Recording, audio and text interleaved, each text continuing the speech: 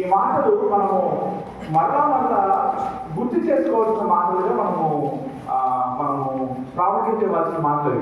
మరలా ఆ మాటల్ని అర్థం చేసుకోవడానికి ప్రయత్నం చేయాలి చాలా ఎక్కువ సార్లు.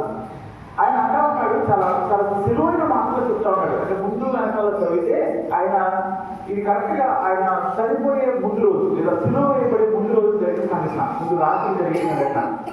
నేను వెళ్తా ఉన్నాను, నేను వెళ్ళే మార్గం నీకు తెలుసు అంటే ఆయన శిష్యులు అడుగుతారు, అయ్యా నువ్వు వెళ్ళే మార్గం మాకు తెలియదు, తండ్రికి జనాలలో అది మాకు చెప్పు అని చెప్పినప్పుడు అప్పుడు ఆయన 3 మాటలు లేదా 3 పదాలు చెప్తా ఉన్నాడు. తాను ఏమై ఉన్నాడో చెప్తా ఉన్నాడు, నేను మార్గమును చెప్తా ఉన్నాడు, నేను సత్యమును అని చెప్తా ఉన్నాడు, నేనే జీవాన్ని అని చెప్తా ఉన్నాడు. ఇక్కడ ఆయన మాటల్లో మనకు కనబడే ఒక ప్రత్యేకత ఏంటంటే నేను మార్గము, నేను సత్యము, నేను జీవము అని చెప్పడు, కానీ ఆయన అంటాడు నేనే మార్గము అంటాడు. అంటే నేను తప్ప వేరొక మార్గము లేదు అని అర్థం. అంటే మనము తేలిక అర్థం చేసుకోవాలంటే మనకి ఇక్కడ నుంచి విజయవాడ వెళ్ళాలనుకోండి, మనకు చాలా దారులు ఉన్నాయి. మనము అగ్గిపల్లికి వెళ్ళవచ్చు, లేకపోతే ఎదురుగదికి వెళ్ళవచ్చు, లేకపోతే హనుమాన్ వెళ్ళవచ్చు, చాలా దారులు ఉన్నాయి. కానీ పరలోకానికి వెళ్ళాలంటే ఒకటే ఒక దారి, ఆ దారి నేనే అని చెప్తా ఉన్నాడు. పరలోకం వెళ్ళాలంటే యేసు ప్రభు తప్ప వేరొక దారి లేదు అని మాట్లాడుతూ ఉన్నాడు. పరలోకంలోనికి దేవుడు చూడాలి అంటే, దేవుడు ప్రత్యక్షత చూడాలంటే ఆయన తప్ప ఒక దారి లేదని చెప్తా ఉన్నాడు. ఈ మాటలు వేరొకరు చెప్పింది కాదు, ఆయన తన గురించి తాను చెప్తా ఉన్న మాటలు. నీవు పరలోకానికి వెళ్ళాలంటే నేను తప్ప వేరే దారి లేదని చెప్తా ఉన్నాడు. చాలాసార్లు ఈ మాటల్ని ఈ లోకంలో మనకి అపవాది చాలాసార్లు ఈ మాటల నుంచి మనం బయటకు తీసుకురావడం ప్రయత్నం చేస్తాడు. యేసు ప్రభు చెప్పిన మాటలు కాకుండా తన సొంత మాటల్ని అపవాది మన హృదయంలో నాటాలని ప్రయత్నం చేస్తూ ఉంటాడు. నేనే మార్గము అనే మాటల గురించి కనుక మనం ఆలోచన చేస్తే యేసు ప్రభు తప్ప వేరొక మార్గము పరలోకానికి లేదు. యేసు ప్రభు తప్ప మనం విడిపించబడటానికి వేరొక దారి లేదు. యేసు ప్రభు తప్ప మనం ఆశీర్వదింపబడటానికి ఇంకొక దారి లేదు. ఆయన దారి అని చెప్తా ఉన్నాడు. ఆ దారి అనేది పరలోకానికి మనకి మధ్య ఏర్పడే ఒక సంబంధం.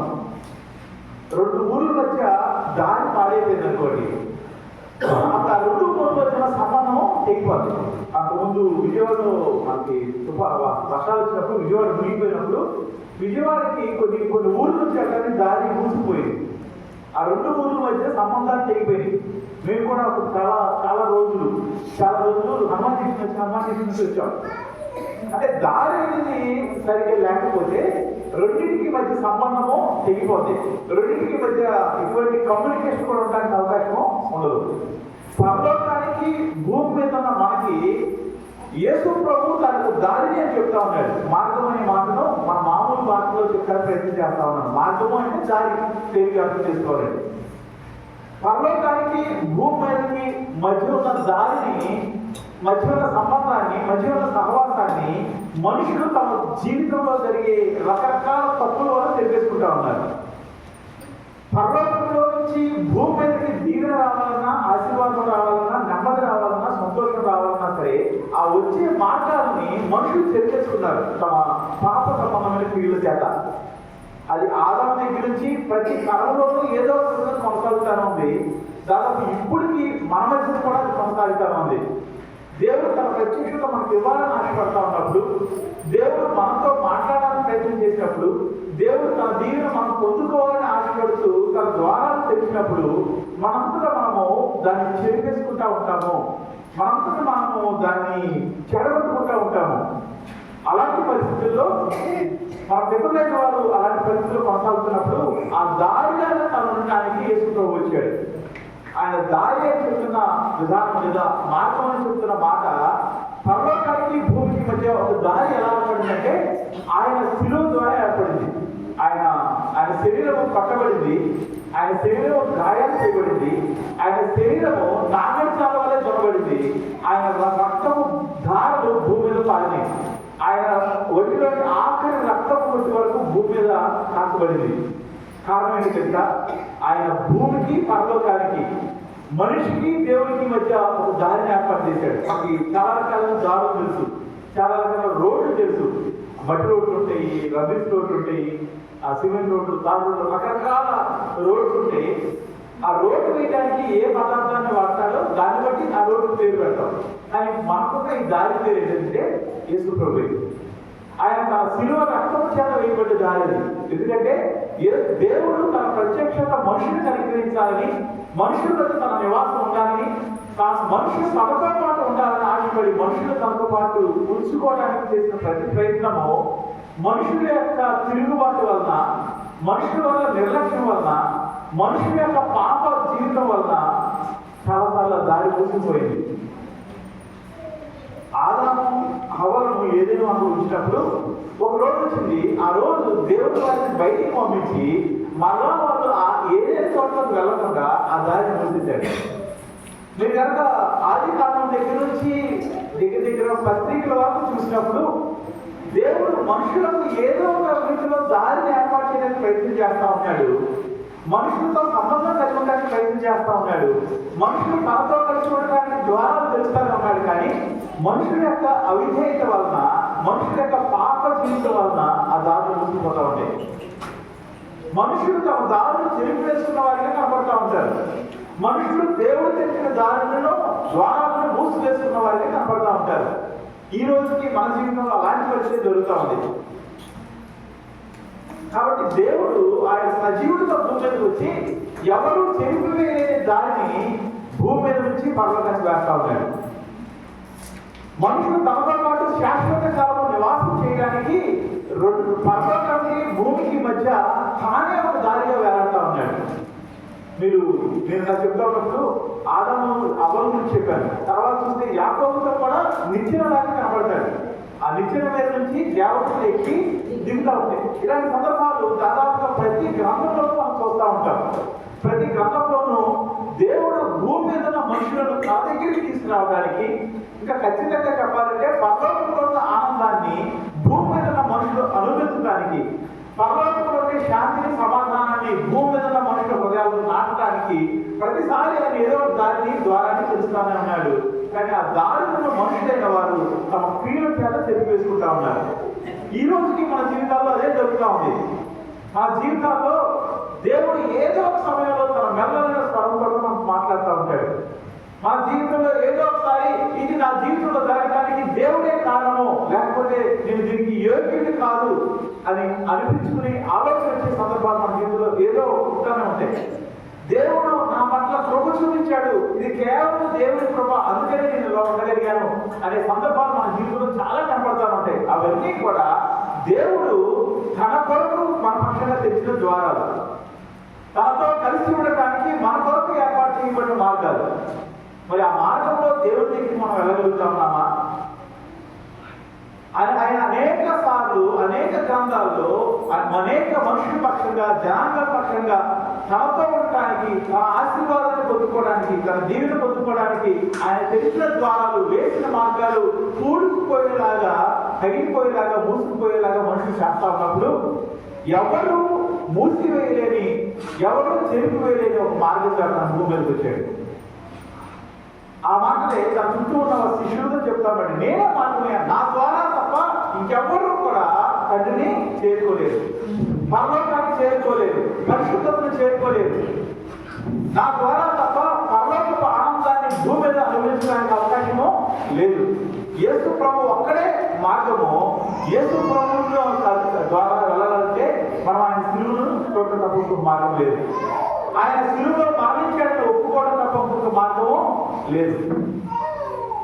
దేవుడి దగ్గరికి వస్తున్న వాళ్ళారా, దేవుడిని నమ్ముకున్న కుటుంబాల్లో కనబడుతున్న వాళ్ళారా, ఆయన దారిలో మనం ఉన్నామా? ఆయన అనేక రకాల ద్వారాలు తెచ్చాడు, అనేక రకాల మార్గాలు ఏర్పాటు చేశాడు, అనేక రకాలైన తలుపులు మన ఎదురు తెచ్చాడు. కానీ చివరికి అంటాడు ఆయన, ఇదిగో నేను తెలిసిన తలుపు ఎవడు కూడా మూయలేడు. అది ఆయనే దిగి వచ్చాడు. ఆ మార్గాన్ని మూసివేయడానికి అపవాదికి సాధ్యం కాదు, ఆ దారిని తుడిచివేయడానికి అపవాదికి సాధ్యమో కాదు. పరలోకానికి భూమికి మధ్య ఏర్పాటు చేయబడిన శిలువ అనే ద్వారాన్ని ముక్కలు చేయడం అనేది అపవాదికి సాధ్యం కాదు. ఆ దారి నీ కొరకు, నా కొరకు తెరవబడినది. ఆ దారి పరలోకానికి భూమికి మధ్య తెరవబడింది. ఆ దారిని మూసివేయగలిగిన వాళ్ళు ఎవరు లేరు. ఈ రోజు పరలోకంలో తండ్రి దగ్గరికి వెళ్ళగలిగే కృప, ఆయన కృపా సింహాసనం దగ్గరికి వెళ్ళగలిగే ధన్యత, ఆయన సన్నిధిలోకి వెళ్ళి మన హృదయాన్ని తెలవగలిగే పరిస్థితి యేసు ప్రభు మార్గంగా మన కొరకు తెచ్చి ఉంచాడు. యేసు ప్రభు మార్గం మనకు తెలుస్తుంది.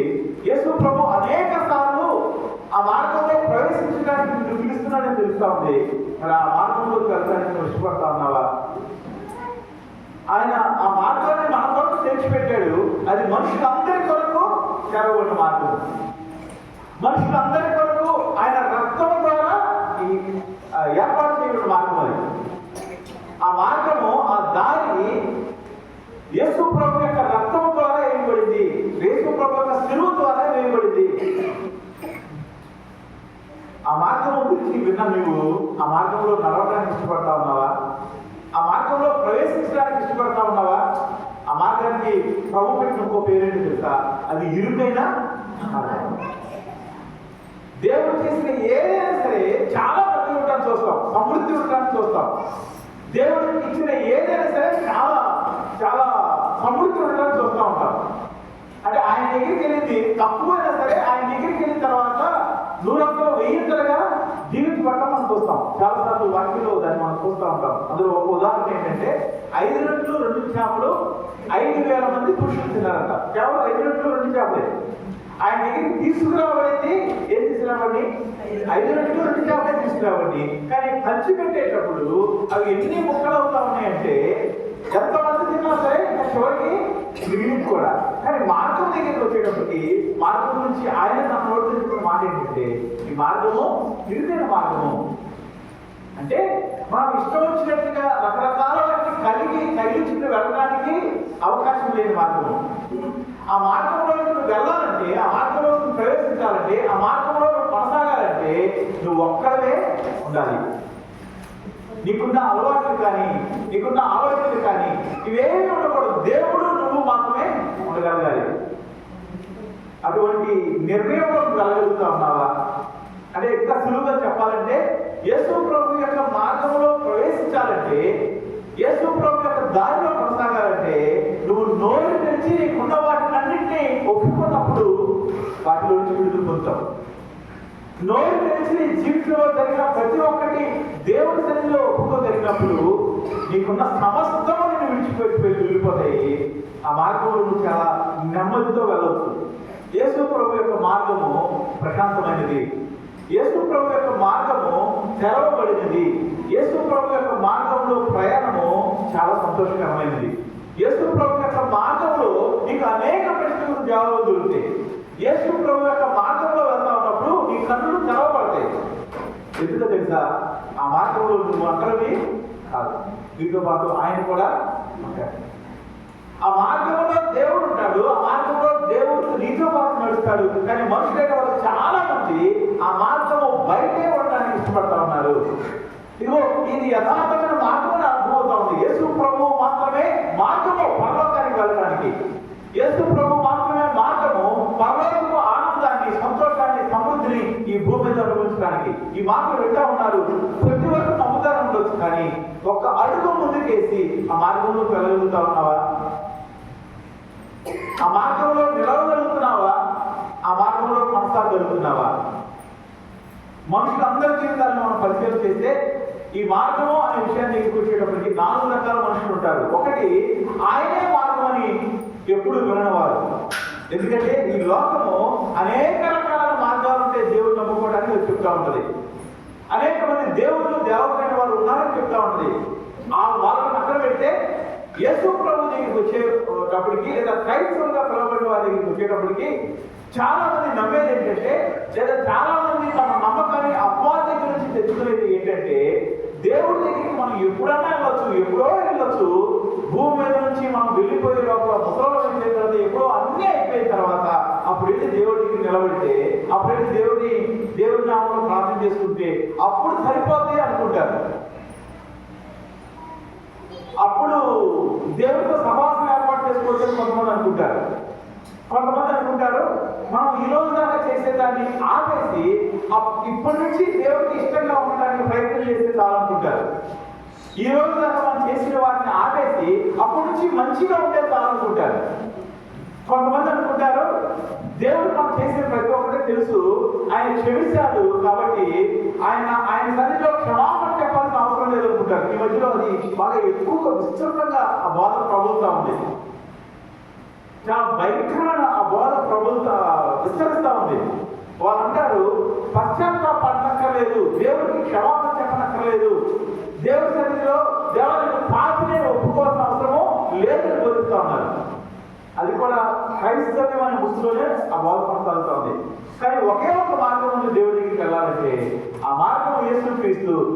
ఒకే ఒక మార్గం ఉంది యేసుక్రీస్తు ద్వారా పరలోకానికి వెళ్ళాలంటే, ఒకే ఒక మార్గం ఉంది యేసుక్రీస్తు ద్వారా దేవుడిని కలుసుకోవాలంటే, ఒకే ఒక మార్గం ఉంది పరలోకంలోని శాంతిని, సమాధానాన్ని, నెమ్మదిని ఈ భూమి మీద అనుభవించాలంటే అదేంటి తెలుసా? ఆయన చెప్పిన మాటల్లోనే వారు మనసు పొందండి, పరలోక రాజ్యము సమీపించింది. నీ ప్రతి పాపాన్ని నోరు తెచ్చి ఆయన సన్నిధిలో ఒప్పుకున్నప్పుడు ఆయన నీకు ఒక నూతనమైన హృదయాన్ని ఇస్తాడు. ఆయన నీకు ఒక నూతనమైన కనుదృష్టి ఇస్తాడు, నూతనమైన స్వభావాన్ని ఇస్తాడు. ఆయన ఒక నూతనమైన హృదయాన్ని ఇస్తాడు, నూతనమైన ఆత్మని ఇస్తాడు. ఆ ఆత్మ ఆయన ఆజ్ఞలను కట్టలను గైకునే వాళ్ళ నిన్ను. ఒకే ఒక మార్గం ఉంది, ఆయన యేసుక్రీస్తు. ఆయన ద్వారా ఆయన మార్గంలో కొనసాగాలంటే ఒకే ఒక దారి ఉంది, అదేంటంటే మారుమనసు పొందుతాం.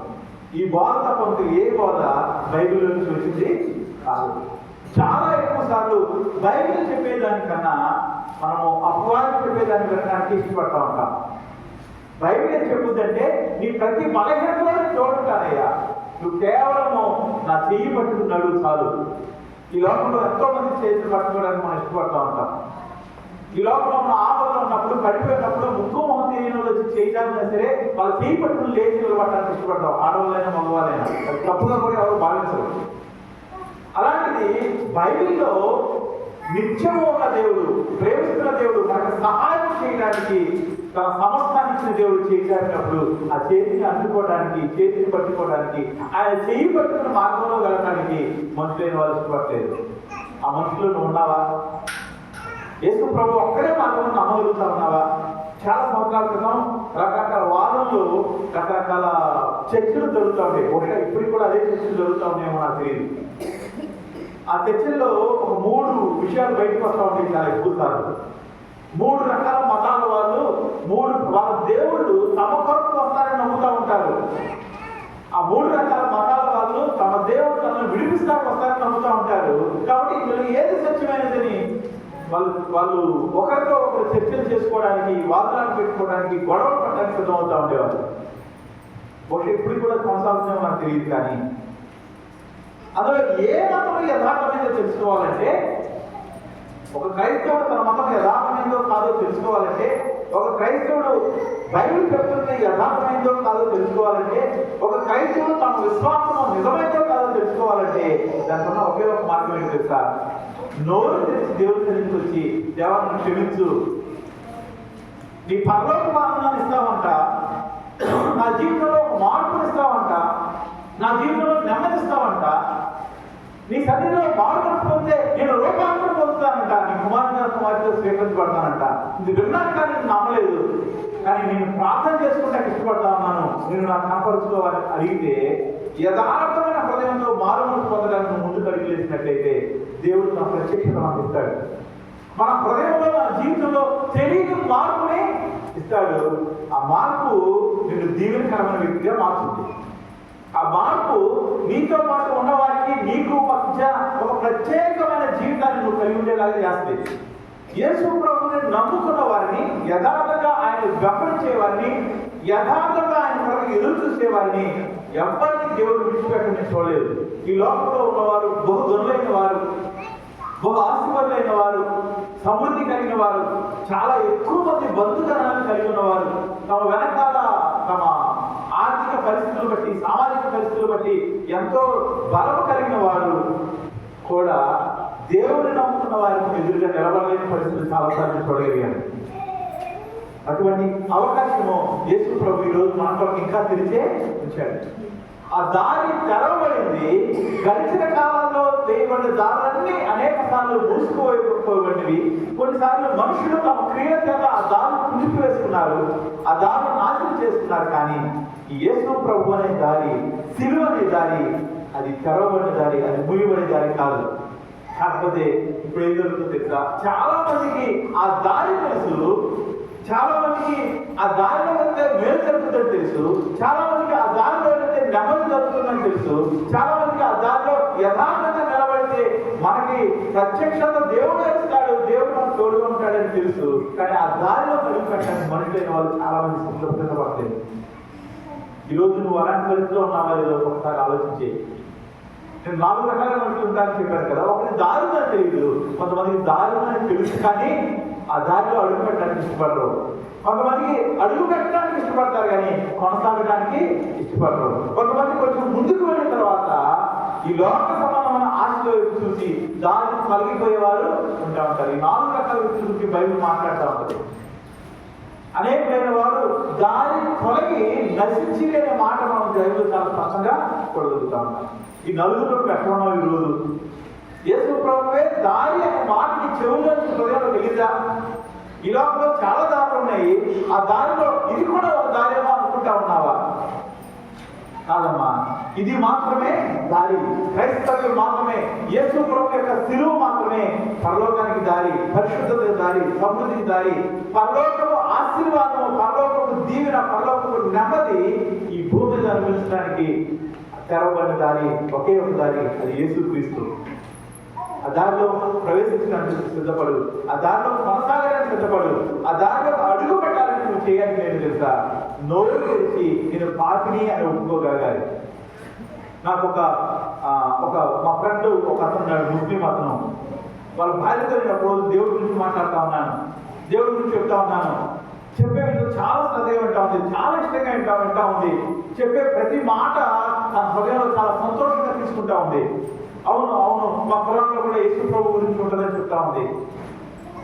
కానీ అప్పుడు ఆ తనతో మాట్లాడేటప్పుడు ఆ దేవుడితో నీ హృదయాన్ని కలవాలంటే, ఆ దేవుడు నమ్ముకోవాలంటే ఒకే ఒక పని చేయాలన్నాను. అవునా, ఏం చేయాలి? ఖురాన్లో కూడా తీర్పు తీర్చేది యేసు ప్రభు ఉంటుంది. ఖురాన్లో యేసు ప్రభు గురించి చాలా చాలా శ్రేష్టమైన మాటలు రాయబడి ఉంటాయి. మనకన్నా ఎక్కువ వాళ్ళు యేసు ప్రభువుని గురించి భయపడతారు, మనకన్నా ఎక్కువ యేసు ప్రభువుని వాళ్ళు గౌరవిస్తారు. కానీ వాళ్ళ నమ్మకం వేరే, కానీ మన నమ్మకం వేరే. మనం రక్షించడానికి వచ్చాడని నమ్ముతాము, ఆయన మార్గాన్ని బోధించడానికి వచ్చాడని నమ్ముతారు వాళ్ళు. నేను అందరితో మాట్లాడుతున్నాను, ఒక్క పని చేస్తే చాలమ్మా, నోరు తెరిచి దేవా నేను పాపిని, నన్ను క్షమించు అని అడిగితే చాలంటే ఆ పాపిని అని ఒప్పుకోవడానికి తను ఇష్టపడలేదు. నేను పాపిని అని ఒప్పుకోవడానికి తను ఇష్టపడలేదు. నా జీవితంలో ఏ పాపమో నేను చేయలేదు, ఏ పాపమో నా ద్వారా జరగలేదు అని చెప్పుకోవడానికి ఇష్టపడతాను. కానీ వాళ్ళకి మనకు ఒక తేడా ఏంటంటే, ఈరోజు మనం పాపులు మనం ఒప్పుకుంటాము, కానీ దేవుడిని ఒప్పుకోవడానికి ఇష్టపడలేదు. మనం మాట్లాడితే ఏదో పాపం చేసే ఉంటాం కదన్నా అని అంటాము, కానీ మనం చెప్పాల్సింది ఏంటంటే, మనం ఒప్పుకోవాల్సింది ఏంటంటే, నోరు తెరిచి దేవుడి సన్నిధిలో దేవా నా జీవితంలో ఉన్న ప్రతి పాపము నీకు చెప్తాను. మన దేవుడిలో ఉన్న గొప్పతనం ఏంటి తెలుసా? ఆయన మనం జ్ఞాపకం లేని వాటిని ఆయన జ్ఞాపకం చేసి చూపించే దేవుడు. మీరు అనేక మందికి దేవుడు మీ జీవితంలో జరిగిన వాటిని జ్ఞాపకం చేశాడని నమ్ముతా ఉన్నాను. చేశారండి? చాలా మందికి మనకు జ్ఞాపకం చేశాడు. ఆయన తెరిచిన దారి, తెరిచిన మార్గము ఆయన కొనసాగలుగుతున్నావా? ఆయన దారి అని ఒప్పుకోగలుగుతా ఉన్నావా? ఈ దారిలో నేను ప్రయాణించడానికి ఇష్టపడతాను నేను ఈ మాటలో దేవుడికి చెప్పగలుగుతా ఉన్నావా? ఒకే ఒక దారి ఉంది, ఆ దారి ఏంటో తెలుసా? యేసు ప్రభు. ఆ దారి ఏంటో తెలుసా? అది నిన్ను రక్షణలోకి నడిపిస్తుంది. అపోస్తలుల కార్యాలు మాట్లాడాను, ఈ నామం వల్ల తప్ప మరి ఏ నామం వల్లనో రక్షణ కలగదు. ఆ మాటను మనం చూస్తూ ఉంటాం. తర్వాత ఇంకొక మాటను చూస్తే ఆయన అంటాడు, యేసు ప్రభు నేనే మార్గం అని చెప్పిన దేవుడితో మాట్లాడతామంటే ఏమంటాడంటే నేనే సత్యము. అంటే మనం చాలా ఎక్కువ సార్లు సత్యములో నిలిచి ఉండడానికి మనం ఇబ్బంది పడుతూ ఉంటాం. ఈ లోకంలో మనం ప్రయాణం చేస్తూ ఉన్నప్పుడు ఈ ప్రయాణంలో అనేక సార్లు అబద్ధం ఆడాల్సిన పరిస్థితులు వస్తూ ఉంటాయి. అనేక సార్లు పక్కన వాళ్ళు మనం అబద్ధం ఆడేలాగా ప్రేరేపిస్తూ ఉంటారు.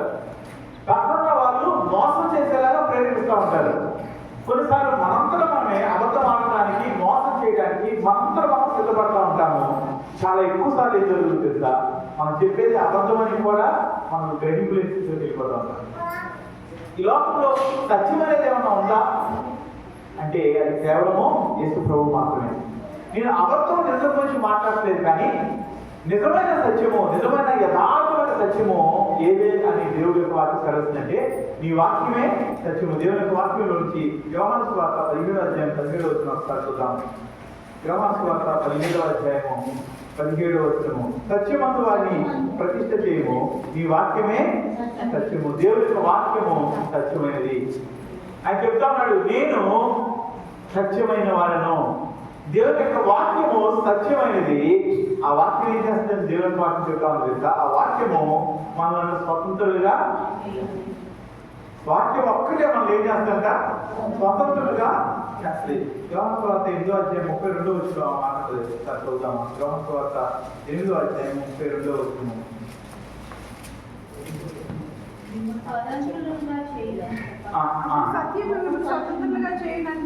సత్యము మిమ్ములను స్వతంత్రులుగా చేయును.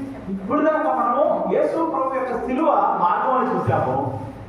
ఇప్పుడు యేసు ప్రభువు ఆయన సత్యమై ఉన్నవాడని, ఆయన ఆయన సత్యమై ఉన్న దేవుడు మనల్ని స్వతంత్రులుగా చేస్తాడని చెప్తా ఉన్నాడు. స్వతంత్రులు అంటే అర్థం ఏంటంటే వాళ్ళు ఏది కావాలంటే అది చేయగలుగుతారు. అంటే ఒక వ్యక్తిని కట్టేసి పెట్టామనుకోండి, వాడు కదలలేడు, తను అనుకున్నది చేయలేడు. లేదా ఒక వ్యక్తి బాధిస్తూ ఉన్నాడనుకోండి, ఆ బాధిస్తూ ఉన్న వ్యక్తి తన సొంత నిర్ణయాన్ని బట్టి నడవలేడు. ఒక వ్యక్తి ఒక దగ్గర పనిచేస్తూ ఉన్నాడు అనుకోండి, వాళ్ళు అడగకుండా తన సొంత నిర్ణయాలు తీసుకోలేడు. మరి ఈ వాక్యం ఏ స్వతంత్రం గురించి మాట్లాడుతూ ఉంది? దేవుడి దగ్గరికి వచ్చే మనము దేవుని వాక్యము మనం ఏం చేస్తాంట, స్వతంత్రులుగా చేస్తుంది. సత్యము మిమ్ములను స్వతంత్రులుగా చేస్తుంది. ఆ సత్యం అంటే ఏంటంటే ఆయన వాక్యమే సత్యము అని చెప్తా ఉన్నాడు. ఆ రెండు మాటలు మనం చూసాం. వాక్యము మనల్ని స్వతంత్రులుగా చేస్తుందని చెప్తా ఉన్నాడు. అంటే వాక్యాన్ని అనుసరించి నడుచుకుంటే మనం స్వతంత్రులు అవుతామని చెప్తా ఉంది దేవుని వాక్యము. కానీ దేవుడి దగ్గరికి వచ్చేటప్పటికి చాలా ఎక్కువ సార్లు మనుషులు మేము ఏమీ చేయలేకపోతా ఉన్నాము, మేము దేవుడి దగ్గరికి వచ్చిన తర్వాత మా కాళ్ళు చేతులు కట్టేసినట్టు అయిపోయి అని బాధపడేలాగా ఉండే వాళ్ళని చూస్తూ ఉన్నాం చాలా ఎక్కువ సార్లు. వాక్యము యథార్థమైనది, అది మనం స్వతంత్రం చేస్తామని చెప్తా ఉంది. కానీ దేవుడి దగ్గరికి వచ్చే వాళ్ళలో చాలా ఎక్కువ మంది నేను అది చేయలేకపోతున్నాను, ఇది చేయలేకపోతున్నాను, నేను అలా ఉండలేకపోతున్నాను, ఇలా ఉండలేకపోతున్నాను బాధపడే వాళ్ళని చూస్తా ఉన్నాను. దేవుడి స్వతంత్రత చాలా ఉన్నతమైనది. దేవుని వాక్యము యథార్థమైనది. దేవుడికి స్వతంత్రత ఎలా ఉంటుందంటే నిజానికి తప్పు చేయకుండా ఉండటానికి స్వతంత్రత దేవుడిస్తాడు. నిజానికి ఈ స్వతంత్రత అనే మాట, సత్యమును స్వతంత్రంగా చేస్తున్న మాట రెండు విషయాలు మనం సూచిస్తా ఉంది. అందులో మొదటిది మనమున్న పాపము బంధకాల నుంచి మనకు విడుదల ఇస్తుంది. పాపం నుంచి విడుదల ఇవ్వగలిగేది వాక్యం ఒకటే. పాపం యొక్క శక్తిని కొట్టివేయగలిగేది వాక్యం ఒకటే. అందుకని చాలా మంది మనుషులు దేవుడిని నమ్ముకోండి అని చెప్పినప్పుడు, మారుమనసు పొందండి అని చెప్పినప్పుడు, మారుమనసు పొందితే నేను ఉండలేను అనే వారిని కొంతమంది చూస్తూ ఉంటాను. అంటే కొంతమంది అది చాలా మంచి ఆలోచన. మారుమనసు పొందితే నేను యథార్థంగా ఉండాలి, మారుమనసు పొందితే నేను అన్ని విషయాల్లో సరిగ్గా ఉండాలి, అలా ఉండటానికి నేను ఉద్యోగము, లేదా నేను చేసే పని, లేదా నేను తిరిగే వ్యక్తులు, నేను తిరిగే సమాజము సాధ్యం కాదు. కాబట్టి నేను ఇప్పుడే మారుమనసు పొందను, తర్వాత ఎప్పుడుతో పొందుతాను, ఈ కష్టాల నుంచి బయటకు వచ్చిన తర్వాత, ఈ పనులు అయిన తర్వాత నేను పొందుతాను అనుకునే వాళ్ళు చాలా మంది ఉంటారు. కానీ వాళ్ళు అర్థం చేసుకున్న ఒక విషయం ఏంటంటే, దేవుడు దగ్గర నువ్వు వచ్చినప్పుడు దేవుడి యొక్క వాక్యం స్వతంత్రంగా చేస్తుంది. ఆ వాక్యము నీ చెయ్యి పట్టుకుని నడిపిస్తుంది. ఆ వాక్యం నీకు స్వతంత్రంగా వస్తుంది. ఆ స్వతంత్రత ఏం చేస్తుంది తెలుసా? పాపంలోకి వెళ్ళకుండా, పాపంలోకి దిగజారిపోకుండా, పాపంలో పడిపోకుండా నీకు స్వతంత్రత ఇస్తుంది. ఈ మాట అర్థం చేసుకోవడం కొంచెం కష్టంగానే ఉండొచ్చు. ఈ మాటను నమ్మడం అనేది కొంచెం కష్టంగా ఉండొచ్చు. కానీ దేవుని యొక్క వాక్యంలో చెప్పిన ప్రతి మాట నమ్మదగినది. దేవుని యొక్క వాక్యంలో చెప్పబడిన ప్రతి మాట స్థిరమైనది. దేవుని యొక్క వాక్యాన్ని నీ హృదయంలో నింపుకున్నప్పుడు నీ హృదయంలో నువ్వు స్వతంత్రుడిగా ఉంటావు. ఆ స్వతంత్రత నీకున్న పాపంలో ఊరి నుంచి బయటికి తీసుకొస్తే, దేవుని యొక్క వాక్యం చేత నువ్వు నింపుకున్నప్పుడు ఆ స్వతంత్రత ప్రతి పాపం నుంచి నువ్వు దూరం చేస్తే, దేవుని యొక్క వాక్యం చేత నువ్వు కడగబడ్డానికి నువ్వు ఇష్టపడినప్పుడు నీకున్న ప్రతి బంధకము ముక్కలైపోతుంది. నువ్వు స్వతంత్రంగా చేయబడతావు. ఈ స్వతంత్రత పాపం చేయడానికి నువ్వు ఎన్నటికీ వాడుకోలేవు. నిజానికి పాపం చేయటం అనేది బానిసత్వం. కానీ మనం ఎలా చూస్తామంటే, అయ్యో అబద్ధం ఆడకూడదంట, నా నోరు మూసుకోవాలి. ఒక వ్యక్తి వెంట తప్పుగా చూడకూడదంట, నన్ను కళ్ళు మూసుకోవాలి. ఒకరి గురించి చెడ్డగా మాట్లాడకూడదంట, నేను నోరు పూర్తిగా కుట్టేసుకోవాలి. నాకు ఇష్టమైనదాన్ని నేను చూడకూడదు. నేను కనీసం చిన్న చిన్న తప్పులు కూడా చేయకూడదు. కాబట్టి ఇది నాకున్న స్వాతంత్రాన్ని బానిసగా మారుస్తుంది అనుకుంటా ఉన్నాం. కానీ నీ తప్పు చేయాలనే కన్నులను దేవుడికి అడిగితే ఎలా ఉంటాయి? నీ తప్పు చేయాలనే మాటను నీ హృదయాన్ని దేవుడికి అడిగితే ఎలా ఉంటుంది? నీ తప్పుడు వైపు గల్లాటానికి నీ కాళ్ళని తప్పు చేయకుండా నీ చేతులను దేవుడి పరిశుద్ధులు ఎలా ఉంటుంది? ఆ స్వాతంత్రాన్ని మనం అర్థం చేసుకోవడానికి ప్రయత్నం చేయండి. రక్షణ మనకి స్వతంత్రాన్ని ఇస్తుంది. రక్షణ వాటి స్వతంత్రాన్ని ఇస్తుంది. అంటే ఖచ్చితంగా అర్థం చేసుకోవాలంటే ఒక గ్లాసు పాలు పెట్టాము, ఒక గ్లాసు గురినీళ్ళు పెట్టాము అనుకోండి, ఒక గ్లాసులో ఆ రెండు తీసుకోవడానికి నీకు చెప్పినప్పుడు నువ్వేం తీసుకుంటావు? పాలే తీసుకుంటావు. మురికి వైపు నీ చెయ్యి వెళ్ళదు. అది స్వాతంత్రం అండి. దేవుడు నీ ఎదుట పరిశుద్ధతను పరిశుద్ధతను పాపాన్ని పెట్టినప్పుడు, దేవుడిని స్వతంత్రంగా చేసినప్పుడు ఈ పాపము నా పొద్దు అని తోసివేస్తావు. దేవుడి యొక్క పరిశుద్ధత నీలో నింపడానికి నువ్వు ఇష్టపడినప్పుడు, దేవుడి యొక్క వాక్యం చేత నిన్ను నువ్వు నింపుకోవడానికి ఇష్టపడినప్పుడు ఈ పాపము చేయకుండా ఉండడానికి నీ స్వతంత్రం వస్తుంది. దానికి పాపం అనేది బానిసత్వం. చాలా మంది భక్తిగా ఉంటూ బానిసత్వం అనుకుంటా ఉన్నారు. ఇలాంటి ఆలోచన మనకి అపవాది నుంచి వస్తుంది. పాపం అనేది బానిసత్వం, పరిశుద్ధత అనేది స్వాతంత్రం. దీన్ని మీకు వివరించడానికి ప్రయత్నం చేస్తాను. పాపం అనేది బానిసత్వం అంటే, ఒక సిగరెట్ తాగే వ్యక్తి ఉన్నాడు అనుకోండి. సిగరెట్ తాగడం పాపం కదా? మందు తాగడం అక్కడ వరకు ఆగితే ఆ పాపంలో నుంచి బయటికి రావాలి. ఆ పాపం బానిసత్వాన్ని ఎందుకంటానంటే, వాళ్ళకి ఒక గంటకో 2 గంటలకో పూటకో వాడు ఎప్పుడైతే తాగడానికి అలవాటు పడ్డాడో, సిగరెట్ కానీ మందు కానీ ఎప్పుడైతే తాగడానికి అలవాటు పడ్డాడో, అది తాగకుండా తను ఉండలేడు, అది లేకుండా తను ఉండలేడు. దానికోసం ఏదైనా చేస్తాడు. ఇంట్లో దాచిన డబ్బులు, తిండి కోసం తెచ్చుకున్న డబ్బులు, పిల్లల యొక్క పెళ్లిళ్ళ కోసం దాచుకున్న డబ్బులు తీసుకెళ్లి తాగేసేవాళ్ళు, పేకాట వాడేవాళ్ళు, తీసుకెళ్లి వేరే వ్యక్తులకి తప్పుడు పనులు చేయడానికి వాడేవాళ్ళు చాలా మంది మనకి సమాజంలో కనపడతా ఉంటారు. వాళ్ళకి తెలియదా ఈ కష్టపడి చెమటోకి సంపాదించిన డబ్బులు, ఇవి ఎంతో అవసరమైన డబ్బులు, ఇది తీసుకెళ్తే ఇంట్లో తినడానికి ఉండదని తెలియదా? తెలుసు. కానీ వారి బానిసత్వం ఏం చేస్తుందంటే ఆ పాపం చేసేదాకా వారిని లాక్కెళ్ళిపోతా ఉంటారు. అదే బానిసత్వము వ్యభిచారం విషయంలో కానీ, చెడ్డ చూపుల విషయంలో కానీ, అన్ని విషయాల్లో మనం దాన్ని అదే విధంగా అర్థం చేసుకోవచ్చు. ఒక వ్యక్తి ఫోన్లో తప్పుడు వాటిని చూడడానికి అలవాటు పడినప్పుడు, తప్పు మంచిగా చూడడానికి అలవాటు పడినప్పుడు అది చూడకుండా ఉండలేకపోతున్నా అంటే అది ఒక బానిసత్వం. అది చూడకుండా ఆగలేకపోతున్నా అంటే అది ఒక బానిసత్వం.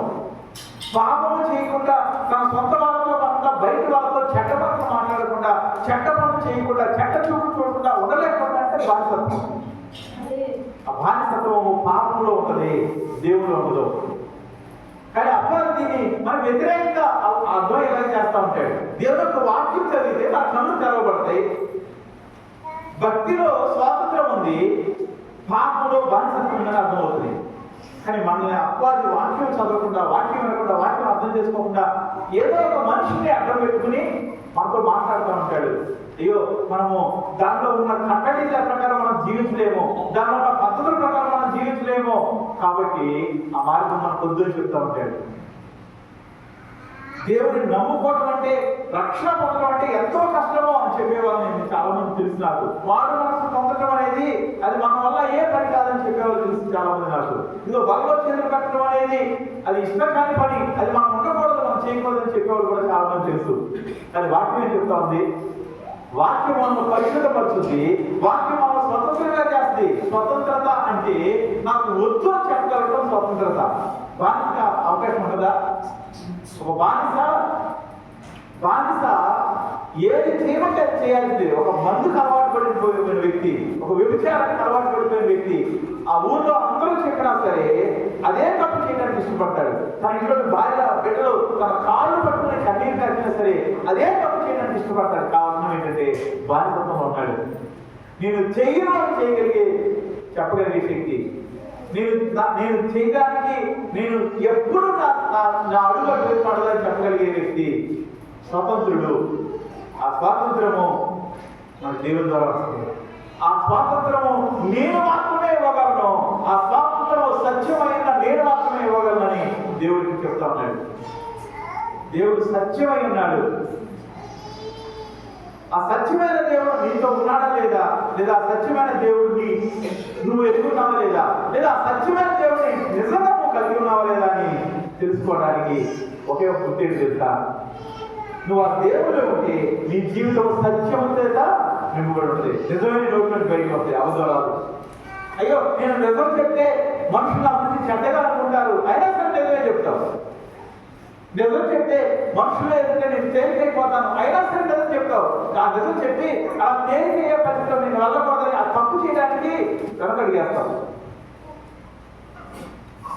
అయ్యో నేను నిజం చెప్తే మనుషుల దృష్టిలో నేను తేలికైపోతానేమో, అయినా సరే నిజమే చెప్తావు.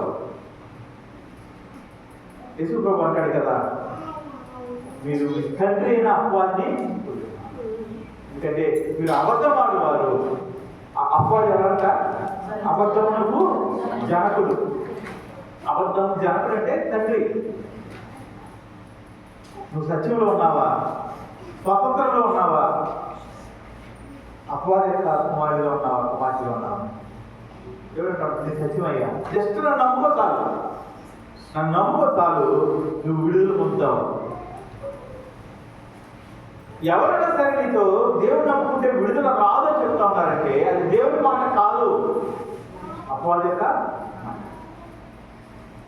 వాక్యంలో ప్రతిష్ట చేయము అంటా ఉన్నాడు. అందుకని నీ వాక్యమే సత్యము, వారిని నీ వాక్యమందు ప్రతిష్ట చేయము. ప్రతిష్ట చేయడం అంటే ప్రత్యేకమైన దానిగా ఏర్పాటు. చర్చి కట్టేమనుకోండి, చర్చి ప్రతిష్ట అంటే అర్థం ఏంటంటే ఈ చర్చిని దేవుడి కొరకే వాడతాము అని చెప్పుకోవడం. అది ఒక కార్యక్రమం అయిపోయింది, కార్యక్రమం కాదు. అది ఒక నిర్ణయం తీసుకోవటం.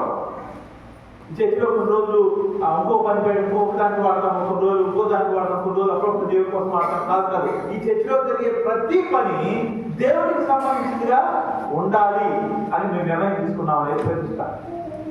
ఈ వాక్యంలో చెప్పబడిన ప్రతి ఒక్కటి నా జీవితంలో నేను నెరవేర్చడానికి ఇష్టపడుతున్నాను అని చెప్పడం ప్రతిష్ట. దేవుడి దగ్గరికి వచ్చేవాళ్ళు చాలా మంది వాక్యంలో ప్రతిష్ట చేసుకోవడానికి ఇష్టపడట్లేదు. కాబట్టి ఈ రోజుల్లో చాలా మంది వ్యక్తులు రక్షణ పొందామని చెప్పుకున్న వారి జీవితంలో అపవాది యొక్క పోలికలు, అపవాది యొక్క పనులు కనపడడానికి కారణం అదే.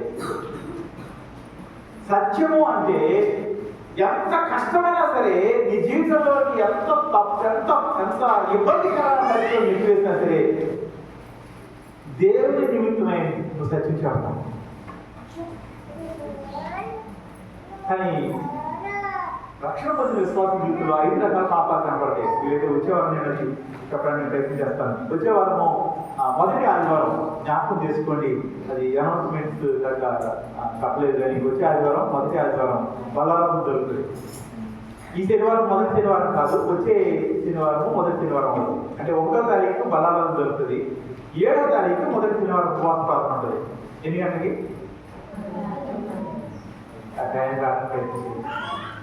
సత్యంలో ఉండటానికి, సత్యంతో ఉన్నావా లేదా నువ్వు పరిశీలన చేసుకోవడానికి ఒకసారి సిద్ధపడాలని నేను కోరుకుంటాను. 3వ మాట మనం చూసినట్టయితే 3వ మాట చెప్తా ఉన్నాడు దేవుడు, నేనే జీవము. ఎవరంట దేవుడు? ఆయన జీవమై ఉన్నాడు. ఆయన జీవాన్ని ఇవ్వడానికి వచ్చాడు. భూమి మీద ఆయన వచ్చినప్పుడు ఆయన చెప్పే ఒక కారణం ఏంటంటే యోహాను సువార్త 12వ అధ్యాయం 12వ వచనం ఒకసారి చూద్దాం. యోహాను సువార్త 12వ అధ్యాయం 12వ వచనం చూస్తే నేను జీవాన్ని, సమృద్ధి అయిన జీవాన్ని చూస్తున్నారా?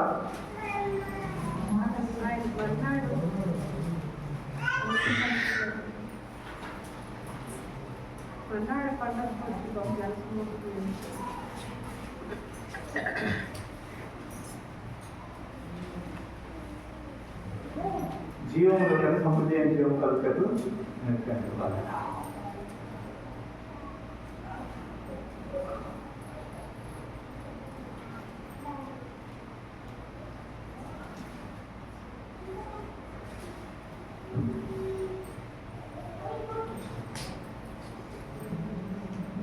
సమృద్ధి జీవాన్ని ఇవ్వడానికి వచ్చింది.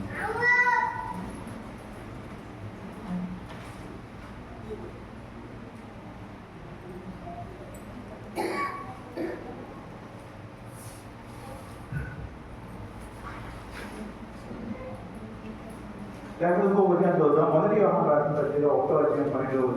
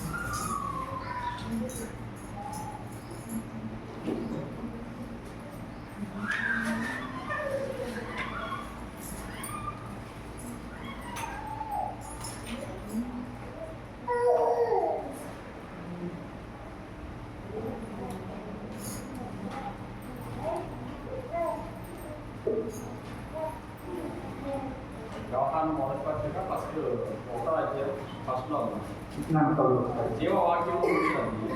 ఆది నుండి ఏది ఉండేనో మేము ఏది వింటుమో కళ్ళారా ఏది చూచుతామో, లేదంటే 2వ వచనం ఆ జీవము ప్రత్యక్షమాయను. ఆ జీవము ప్రత్యక్షమైన 1:2 యోహాను రాసిన మొదటి పత్రిక 1:2 ఆ జీవము ప్రత్యక్షమాయను తండ్రి యొక్క ఉంది మాకు ప్రత్యక్షమైన నిత్య జీవమును, అంటే ఆయనే జీవమై ఉన్నాడనే మాట మనము ఇక్కడ చూస్తూ ఉంటాము.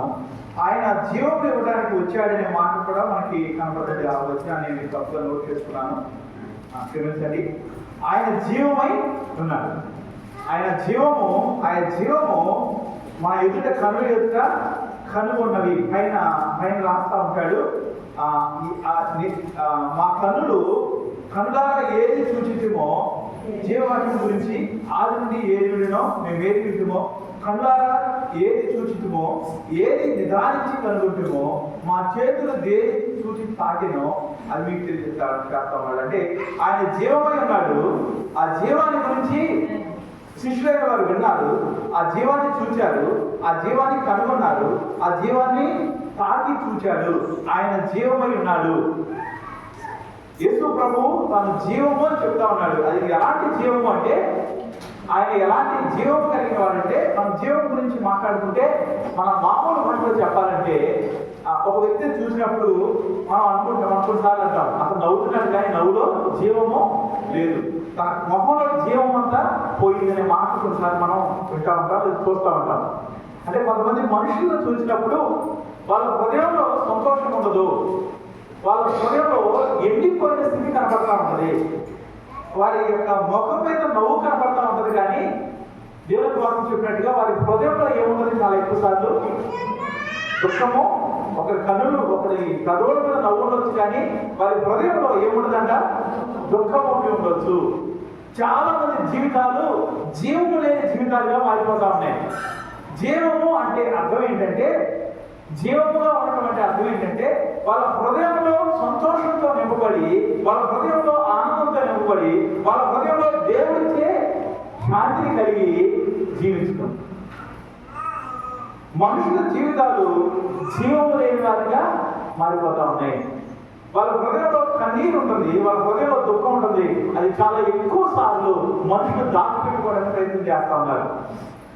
మనుషుల జీవితాలు జీవము లేక వాటిగా ఉంటా ఉన్నాయి. అంటే ఒక చెట్టు యొక్క కొమ్మను నరికేసి పక్కన పెట్టామనుకోండి, అది కొన్ని రోజులు పచ్చగానే ఉంటుంది, తర్వాత ఆకులు ఒడిలిపోతాయి. చాలా మంది యొక్క జీవితాలు, వారి ముఖాలు, వారి అంతరంగాలు ఒడిలిపోయిన పరిస్థితుల్లో కొనసాగుతూ ఉన్నాయి. జీవము ఇవ్వగలిగిన వాడు నేనే అని చెప్తా ఉన్నాడు. ఆయన ఇచ్చే జీవము పేరు నిత్య జీవము. ఏ పేరు? నిత్య జీవము. అంటే అది ఎన్నటన్నిటికీ కొనసాగేది. అంటే మనకు డబ్బులు ఉండొచ్చు, డబ్బులు లేకపోవచ్చు, ఆరోగ్యం ఉండొచ్చు, ఆరోగ్యం లేకపోవచ్చు, ఇంట్లో సమృద్ధి ఉండొచ్చు, ఉండకపోవచ్చు, ఏది ఉన్నా ఏది లేకపోయినా మన జీవితంలో సంతోషం ఉంటుంది, జీవం ఉంటుంది. అది నేను మాత్రమే ఇవ్వగలను చెప్తా ఉన్నాడు. అది ఆయన దగ్గర మాత్రమే మనకి దొరుకుతుంది. దేవుడు అంటా ఉన్నాడు, నేను జీవమును. ఆయన జీవమును ఇవ్వడానికి వచ్చాడు. ఆ జీవాన్ని మనం పొందుకోవాలని మనం ఏం చేయాలి తెలుసా? ఆ జీవాన్ని మన జీవితాల్లో కలిగి ఉండాలని మనం ఏం చేయాలి తెలుసా? ఆయనతో అంట కట్టబడి ఉండాలి. ఎప్పుడైతే ఒక కొమ్మ చెట్టుతో ఉందో అప్పుడు వరకే ఆ కొమ్మకి జీవం ఉంటుంది. ఒక కొమ్మకి చాలా మామిడికాయలు కాయచ్చు, కానీ ఎప్పుడైతే కొమ్మ చెట్టు నుంచి విడిపోయిందో, కొమ్మ చెట్టు నుంచి ఎప్పుడైతే విరిగిపోయిందో దానిలో ఉన్న జీవము కోల్పోతుంది. వాక్యం విన్న వారు ఆయన నీ జీవితాన్ని జీవము కలిగిన దాన్ని చేయడానికి వచ్చాడు. ఆయన నిన్ను జీవము చేయడానికి తనలో ఉన్న జీవాన్ని నీ కొరకు ఇచ్చాడు. జీవము ఒక దేవుడి దగ్గరే ఉంటుంది. ఆయన మార్గమై ఉన్నాడు, ఆయన సత్యమై ఉన్నాడు, స్వతంత్రత ఇవ్వడానికి వచ్చాడు. ఆయన జీవమై ఉన్నాడు. నిన్ను చిగిర్చి ఫలించి అనేకులకు ఆశ్చర్యకరంగా చేయాలని ఆయన ఆశ. ఆయన నోరు తెరిచి ఆయన ఒప్పుకున్న వారిని నిత్య జీవంలో తనతో పాటు ఉండడానికి ఇష్టపడే దేవుడు ఆయన. దేవుడికి వాక్యం ఇచ్చిన వాళ్ళగా ఆయన మార్గంలోనే ఉన్నావా? ఆయన మార్గంలో ఉన్నాను అనుకుంటా ఉన్నావా? ఆయన చేత సత్యం చేత విమోచింపబడి స్వతంత్రతగా కలిగి ఉన్నావా? మరలా పాపానికి బాధితులైన స్థితిలోకి వెళ్ళిపోయావా? ఆయన జీవాన్ని ఇవ్వగలిగిన దేవుడు ఆయన జీవాన్ని పొందుకున్న స్థితిలో కనపడుతుందా? ఆయన జీవాన్ని పొందుకోవడం అంటే అర్థం ఏంటంటే ఏ కష్టం రాకుండా జీవితం అంతా వెళ్ళిపోద్దని కాదు, ప్రశ్న చెప్పాలంటే. కానీ ఎలాంటి పరిస్థితుల్లో అయినా సరే ఆయన ఇచ్చిన శాంతిని, సమాధానాన్ని, నెమ్మదిని కోరుకుంటుంది. ఇంకోదంటే చెప్పాలంటే నువ్వు ఆయన చెయ్యి పట్టుకున్నంత కాలము, ఆయన మాట ప్రకారం నడిచినంత కాలము, ఆయన వాక్యానికి విధేయులైనంత కాలము, మారు మనసు దగ్గర ఫలాలు ఫలిస్తున్నంత కాలము నువ్వు జీవాన్ని పొందుకోవడం మాత్రమే కాదు, ఏ మనిషి అయితే నీ జీవితంలో ప్రవేశిస్తాడో వాళ్ళందరినీ జీవం కలిగిన దేవుడికి దగ్గరగా చేయగలుగుతాడు. మనం చాలా మందిని చూస్తాను, వారి జీవితాల్లో జీవం ఉండదు, వారి జీవితాల్లో దేవుడి యొక్క జీవం ఉండదు. కారణం ఏంటంటే వారు దేవుని పేరు చెప్పుకుంటారు, కానీ వారికి దేవుని మధ్య ఎటువంటి సంబంధము లేని వారిగా ఉంటా ఉన్నారు. నువ్వు ఎలాంటి పరిస్థితుల్లో ఉండు, కనీసం ఈ రోజు నుంచి అయినా సరే దేవా నీ దారిలోనే నడుస్తానయ్యా, అది ఎంత కష్టంగా నాకు అనిపించినప్పటికీ నీ దారిలోనే నడుస్తాను, నాకు ఎంత ఇబ్బందిగా ఉన్నప్పటికీ, నేను ఉండే పరిస్థితుల్లో నీతో ఉండటం, నా చుట్టుపక్కల వాళ్ళు దూరం అయిపోయినా సరే, నేను ఎక్కడైతే పనిచేస్తా ఉన్నానో ఆ స్థలంలో ఉన్న వాళ్ళందరూ నిన్ను వెంబడిస్తాను నన్ను పక్కన పెట్టేసినా సరే, నేను ఎక్కడైతే జీవిస్తా ఉన్నానో, ఎక్కడైతే నేను కొనసాగుతా ఉన్నానో అక్కడ ఉన్న వాళ్ళందరూ నన్ను దేనికి బాగుంటూ చూసినా సరే నేను నీ మార్గంలో నడుస్తాను. ఎందుకంటే నీవు మాత్రమే యథార్థమైన మార్గం కలిగిన వాడివి, నీవు మాత్రమే పరలోకపు దీవెనను, ఆశీర్వాదాన్ని నా జీవితంలో తీసుకురాగలిగిన వాడు అని చెప్పగలుగుతాం ఈరోజు ఒకసారి. అంత మాత్రమే కాదు, నువ్వు సత్యమైన దేవుడు అయ్యా, ఏ పాపానికి నేను బాధ్యతలు కాకుండా స్వతంత్రత కలిగి ఉంటాను, నా సహాయం చేయి. ప్రతి బాధ్యత నుంచి విడిపించగలిగే శక్తి కలిగి నీ వాక్యాలతో నన్ను నింపుకోవడానికి నాకు నేర్పించని అడుగుదామా? నీ జీవం నాకు కావాలయ్యా, నీ జీవం నాతో కావాలి, కాబట్టి నీతో అంటగట్టబడి ఉంటాడు నాకు నేర్పించయ్యా. చిన్న చిన్న విషయాల్లో నీకు దూరమైపోయిన పరిస్థితి నుంచి నీ వెలుగును చూసేవారిగా, నీతో అంటగట్టబడి నీ జీవాన్ని కలిగి ఉండేవారిగా ఉంటాను సహాయం చేయాలని అడుగుదామా? యోహాను సువార్త చివరిగా ఒక మాట చదివి నేను ముగిస్తాను ఆశపడతాను. యోహాను సువార్త 15వ అధ్యాయము, యోహాను సువార్త 15వ అధ్యాయము 5వ వచనం ఒకసారి చూద్దాం. 5వ వచనంలో